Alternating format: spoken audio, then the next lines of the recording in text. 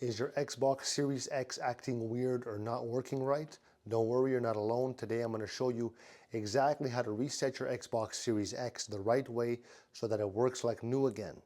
Sometimes games freeze, apps crash, or the screen just stays black. It can be super frustrating, especially if you're ready to play, but resetting your Xbox can fix it fast. So basically, I'll walk you through 5 easy ways that actually work. So first, you're going to try a soft reset.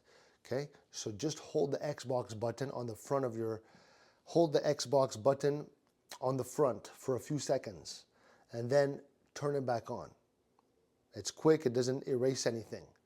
Next, do a manual reset. So go to Settings and then System, then Console Info. Select Reset and choose Keep My Games and Apps. Okay?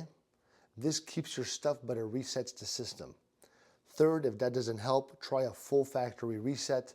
Same steps, but this time you're going to choose Remove Everything. Only do this if nothing else works.